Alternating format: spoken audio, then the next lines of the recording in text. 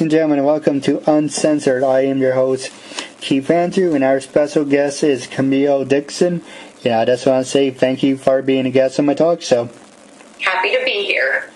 Now, for people who don't know what Uncensored is, Uncensored is my way to show people that even with a learning disability, I can still overcome controversy and reach my goals in life.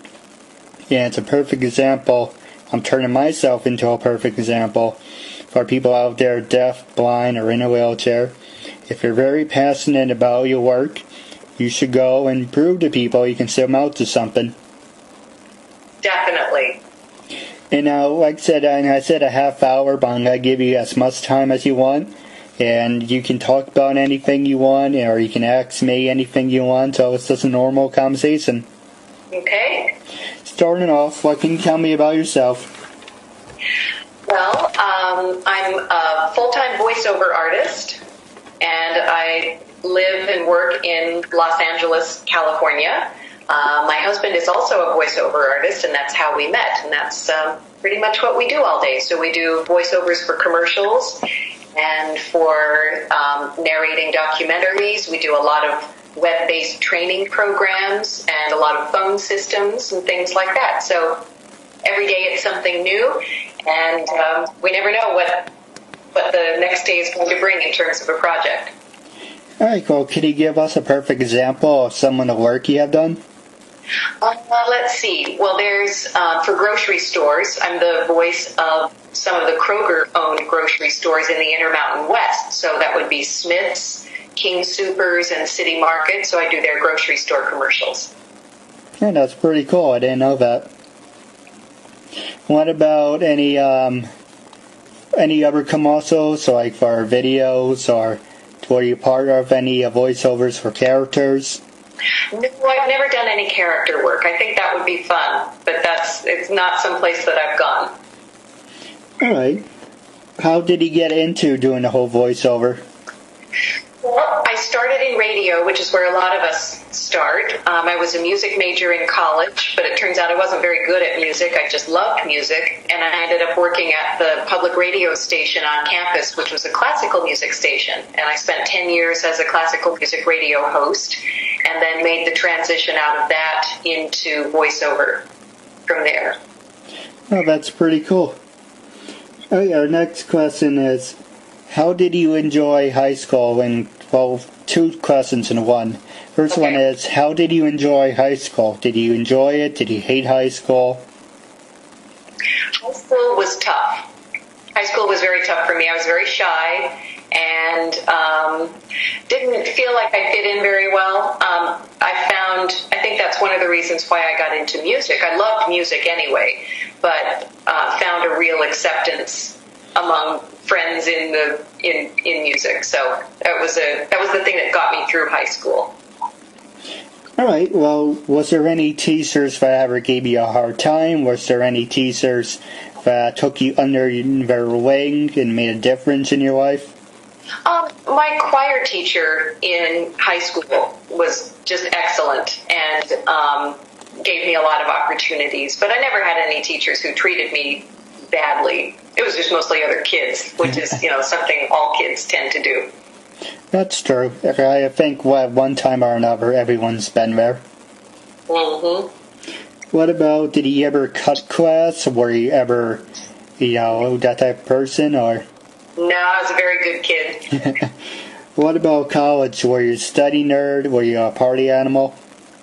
Not a party animal, no. I did 1 year of college, and then I got married.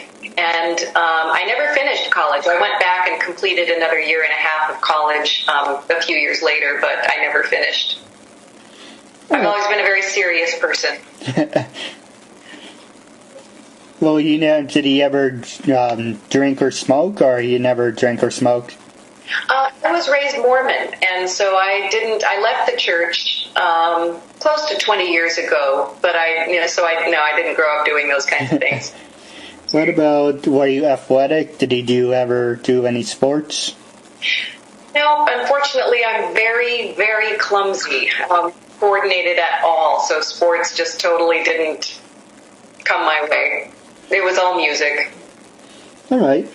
Well, you mentioned music. Do you like produce your own or conduct your own music, or? Oh, and I haven't done anything with music in a very long time. I sang in the choir in high school, and I played percussion in the band and the orchestra in junior high and high school. But really, after college, it's been just radio and voiceover work. So I sang to my kids when they were growing up, but I don't do any other kinds of music these days. All right. Well, would you be open to the idea, or? Yeah, I think it would be really fun to get back into it. I bought a mandolin when my granddaughter was born 2 years ago, and I still haven't learned how to play it, but I'm going to music camp this summer to learn how to play the mandolin. That's nice. Good luck with that. Thank you. Now, when you said, I mentioned sports, but did you ever win any awards for anything, or were you a part of any clubs? No, not really. I was just one of those kids who I kept to myself. I kind of did my own thing and, sailed through sort of unnoticed, which in a lot of ways is kind of sad, but I think, I just was one of those late bloomers that in high school it wasn't meant to be my time.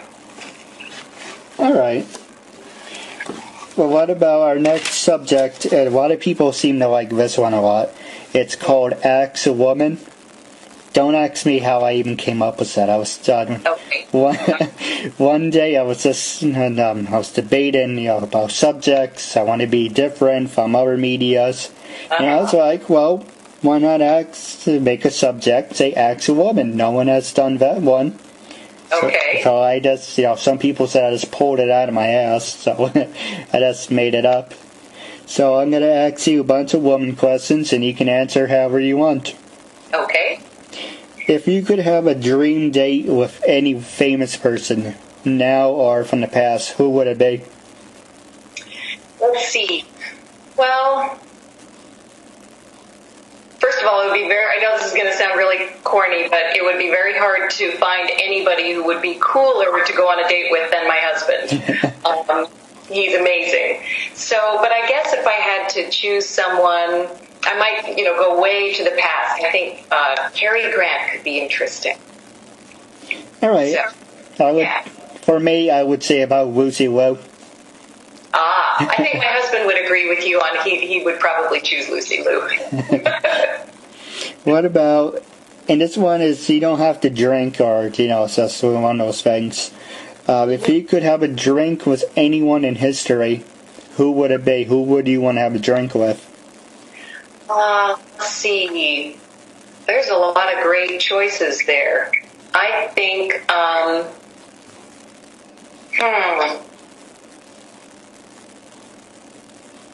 man, there's so many choices.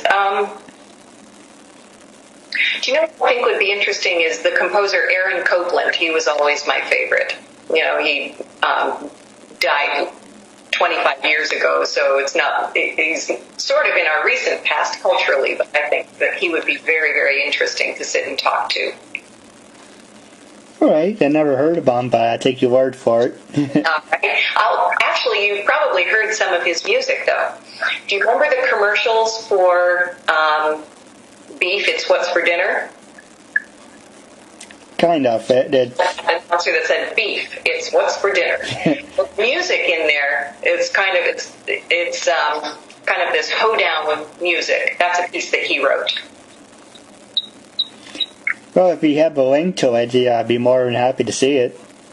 I don't know. You may be able to find it on YouTube. It's been a long time since it was on the air. But anyway. Yeah. Our next 4 questions are pretty similar, so it's okay. Not to sound redundant. But if you could, I'll start off with the easy ones. But if you could recommend your favorite perfume to people, what would it be?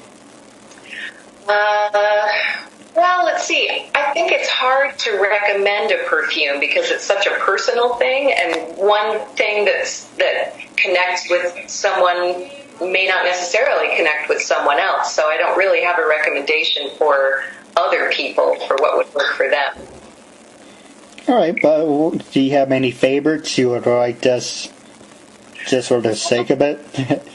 No, not in particular. All right, what's your favorite color and smell? Favorite color is purple. Favorite smell is probably cinnamon. What about favorite time of the season? Are you like a summer person? Do you like when the seasons turn to the fall? Fall, definitely. I would say, for me, mostly during the summer and spring. Because you feel it in the air, and it's just nice.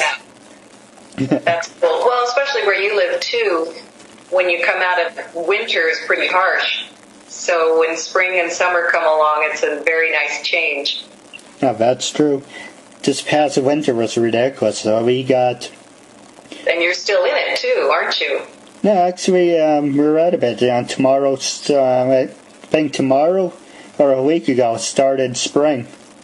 Yeah, but you're still having pretty crummy weather, though, right? Yeah, it rained for the past 2 days.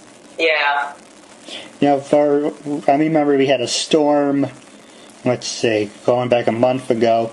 On a Monday, we got like 10 feet of snow. Wow. Then the next day, we got about 6. And then that was Thursday. Then Saturday, we got another 6 feet. It's like, oh, come on already.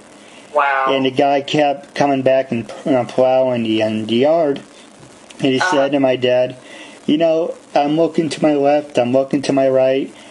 Where else do you want me to put the snow? It's snow, you're running out of places for me to put it. Yeah, definitely.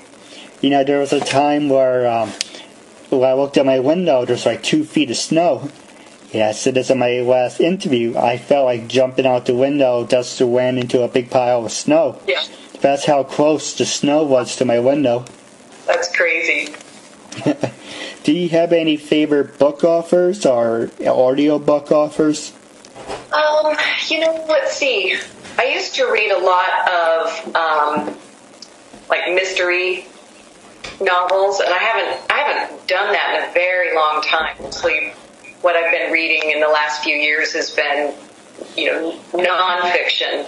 But I used to really like Margaret Truman and P.D. James, a British author. All right. Well, the ones I listen to, for you and anyone out there, I would recommend. I would say James Patterson to Tom Clancy. Those Sure. two that come to mind are really good. Sure. And a couple of books I would recommend would be TikTok and what was the other one?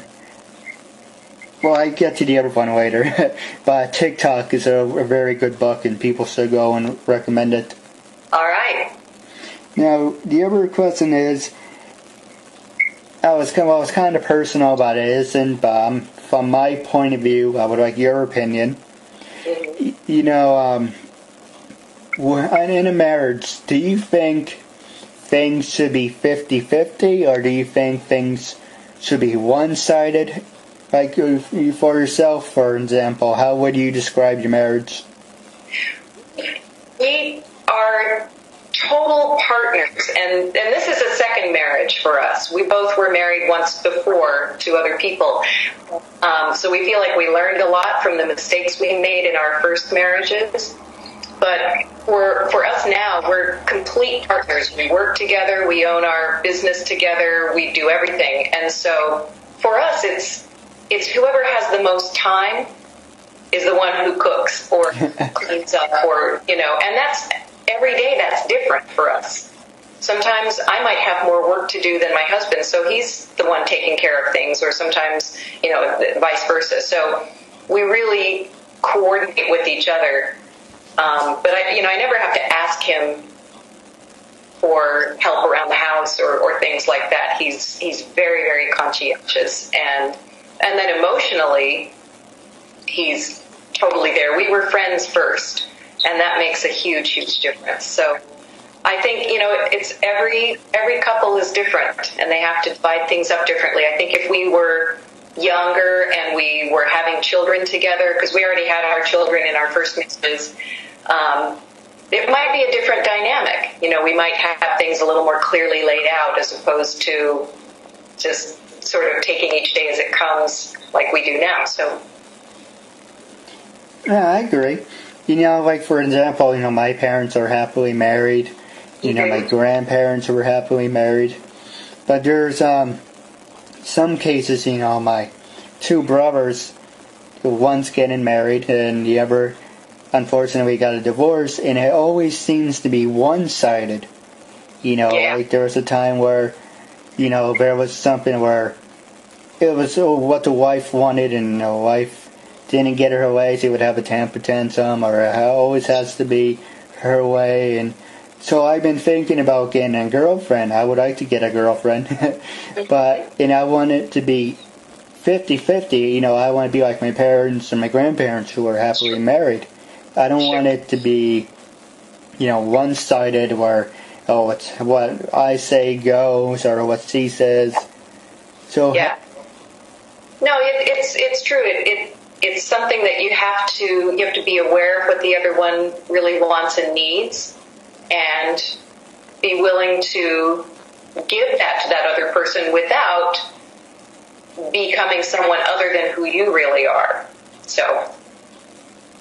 It's funny that my friend, every time he calls his wife, he used to yell in the background, "Are you on the phone again? Hang up the phone!" Like every time he would call to see how I was doing, his wife would be on the other end. "What did I tell you about calling people? Hang up the phone!" Wow. So they have a few things they need to work out, don't they? Somebody feels like they're not getting what they need. Or you, just for an example, like, if you were ever on the phone, would your husband ever get on the other side and see you start yelling at you, get off the phone? Never. Never. And I wouldn't do the same with him either. If he's talking with someone, it's because he's made a conscious effort to, connect with a friend or work with a client or, and I have complete and total respect for that, and he would with me as well. All right. Our next subject is now entering the political side. You can answer the ones you want or pass on the ones you don't want to. Okay. And this one seems to be a big thing on media. Well, it was on the media until the Russian thing happened, but I'll get to that in a little bit. But where do you stand on women's rights?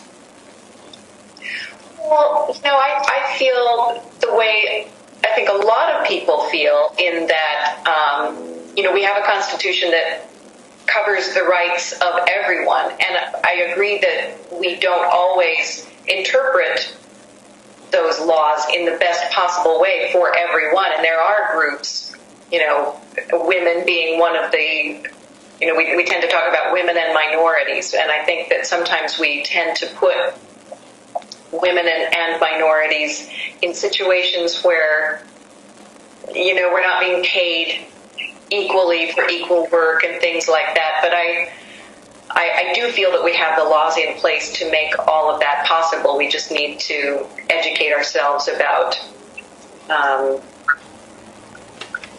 what that really means to create, it's more of a human rights issue as far as I'm concerned. No, I agree. And I don't think, you should label one group of people just because you can. I think, God created everyone equally, and everyone should be treated the same, and that's basically how it should be for everything. Sure. And now, do you think, people are just being sexist or just being assholes, when they talk about women serving in the Army, how do you feel about women serving in the Army or being firefighters or being cops? How do you feel about that? I don't have a problem against that. Oh yeah, no, I don't have any problem with that whatsoever. I think we do have a long way to go to change attitudes, because a lot of men feel, that they can't be who they are when they're in those types of groups. My first husband was in the Army for a short period of time, and I think that I don't know. I guess I'm not really sure exactly how to answer that question, how to make it better for women in those types of jobs. but I don't have any problem with a woman going for any type of job. I think we're all pretty darn capable. That's true, and that's the same way I feel about it. Our next subject I wanted to talk to you about would be about gun control. And I was like, I said this in my past interviews, and I said, anyone who's a felon, criminal, or, gangbanger, I tell people they should be on a list. Or anyone who's mentally disturbed or drug addict, they should be on a list of people who should be banned from getting their hands on firearms.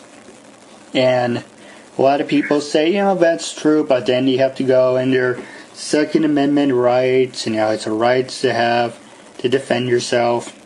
How do you feel about it? Well, I don't have any, real strong opinions about gun control, but I think that one of the things that has happened to us is that we have, the Constitution was written and the Second Amendment put in to protect us, to give us the right to protect ourselves against, a tyrannical government. And I think, though, traditionally and culturally, though, we've gone to interpret that to mean that we can protect ourselves from anything or anyone. And I think as Americans, that's something that's pretty unique to us, and which is a good thing. But then on the other side, it can become a bad thing because now weapons are so ubiquitous. They're just something that we live with all the time, and we feel that we do have the right to have them all the time. I think it would be great if there were a way to keep them out of the hands of people who really shouldn't have them. But I know, several comedians have said that what we ought to do is make bullets cost $5,000 a piece. Don't ban guns, just make bullets really, really expensive. So I think that sounds like a good idea. Well, do you ever joke guns don't kill people, animals with guns kill people? I think there's a lot of truth to that, too. Sure. It's ridiculous. And do you think the video games have a big impact out there, too? I don't think so. I think that video games are something that people do so that, they do all of these things in sort of a fantasy setting so that they don't do those things in real life. I don't think they necessarily cause someone to go out and do violence. I think that's one of the purposes of games. That's true, and I tell people, when you're upset or you're annoyed, you should play one of those fighting games or wrestling games, and it's a good way to get your hostility out. For example, if you were mad at your husband, you would create him in a video game and you would beat him up. I guess so, but I can't imagine being mad at him like that. Well, but I know what you're saying. But, that's for example, and it's good because, it's a video game, it's pretend, and then you're visualizing and your hostility out. Unless you do it in reality, and then you get arrested and this and that. But, I think people who do act out violence are going to, whether or not they participate in video games. I don't think that that's something that's just my own opinion, though.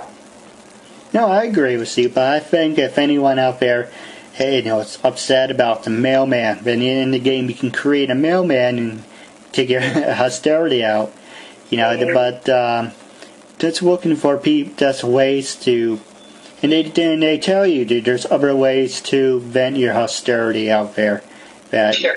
Go walk in, play video games, but I don't think, how we brought up the subject, does video games have a impact, and I do think in some cases that playing a video game does impact on a child, but I think it's also the parenting too that also has a big thing to do with it.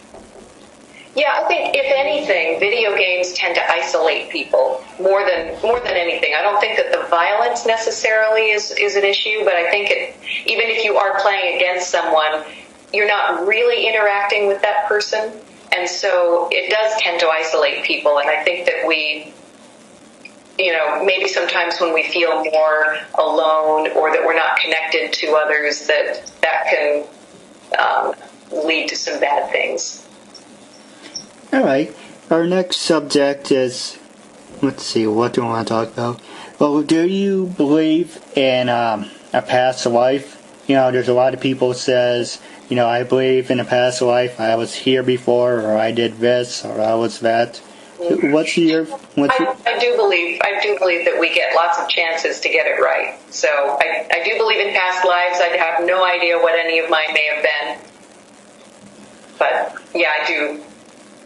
All right. What about John Edwards? You're a fan of John Edwards, or? No, I don't, because I don't have a big need to try to contact people on the other side. I feel, you know, relatives and friends who have gone. That's fine. We had them here for the time that they were here, and it's what it should have been. All right. Yeah, no, I agree. But it's always nice to know if you have the opportunity to talk to your loved ones. You shouldn't pass up an opportunity. Yeah, I don't know. I don't believe that we actually do get to.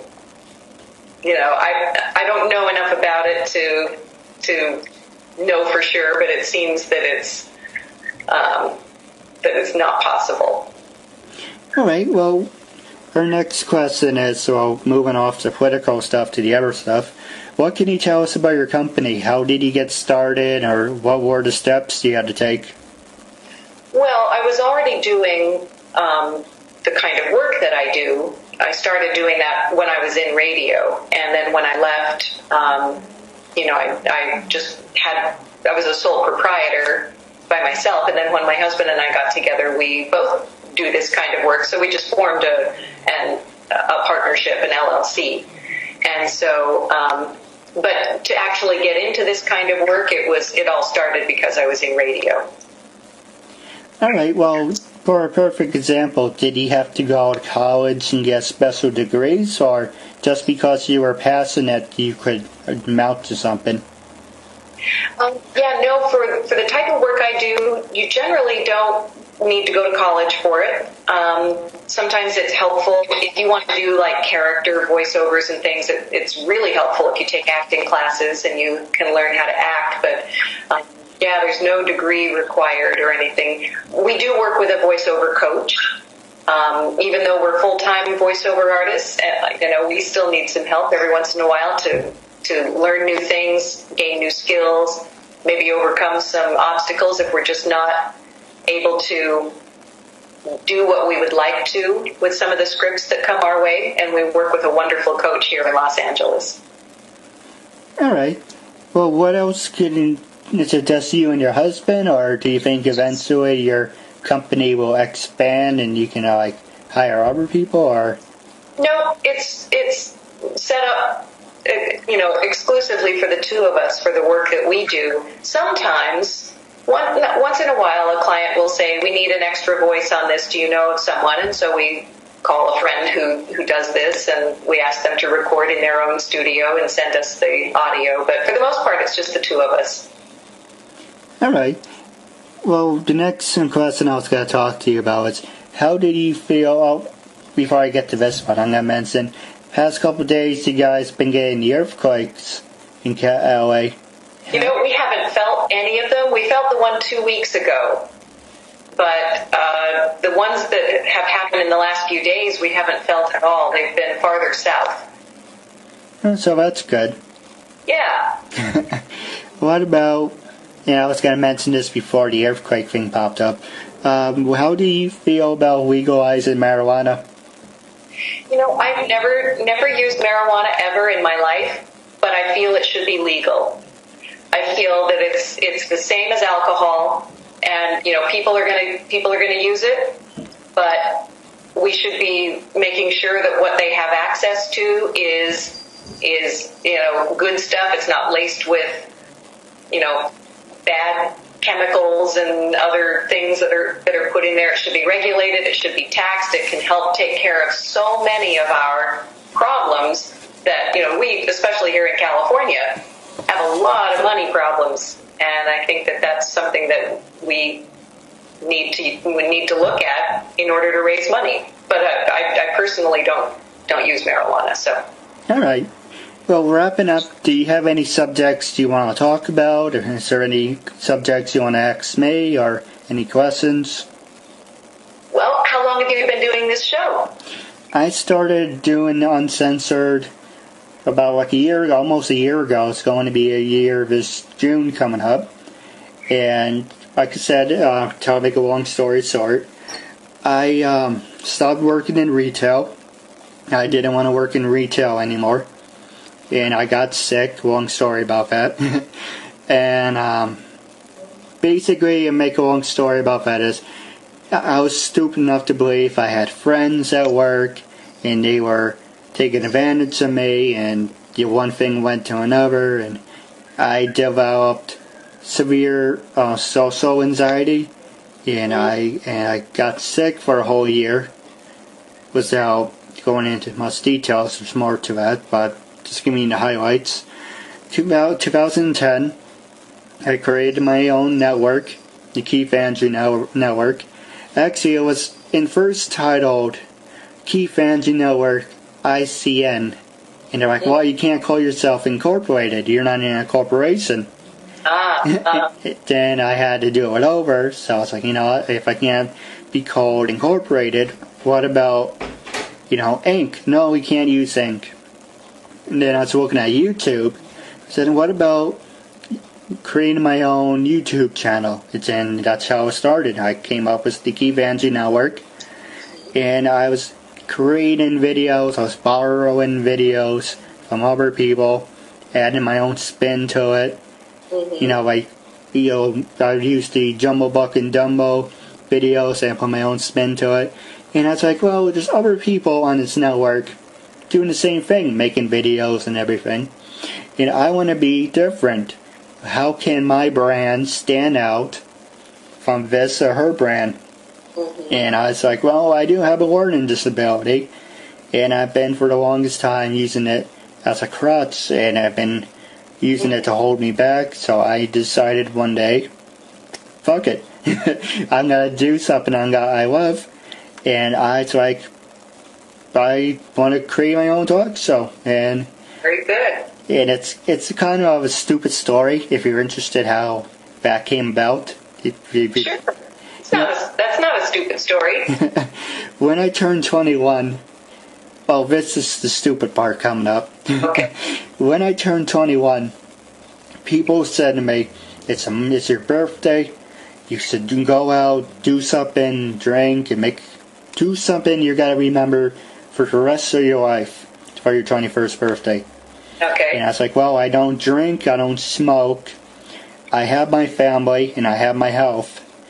And if I have to die one day, I would like to have a couple famous friends.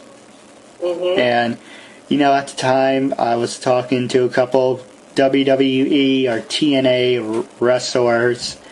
And I was basically told to go fuck myself. I was called a lowlife. I was called a parasite. On and on and on. Yeah. And I was thinking, well, maybe I'm going about this the wrong way. Sure. And then back in 2010, I was like, well, back in using my birthday list, I was like, well, I want to do something that I'm going to be proud of. I want to do something that it's going to make it be more professional, make a difference in someone's life. And I came up with the Uncensored. And the whole point of Uncensored, so people with a mental or disability, I can still overcome controversy and reach my goals in life. And over the past 70 episodes, thanks to you, it makes number 70, I met a handful of great people. I met people from Mighty Morphin Power Rangers to Dragon Ball Z. Very cool. To Spider-Man recently, and I got a legend on the show. His name was Winnie Pablo. He's the brother of Macho Man Randy Savage. That's great. And I guess in a way I am getting my birthday list, that I am meeting people, I am getting myself out there.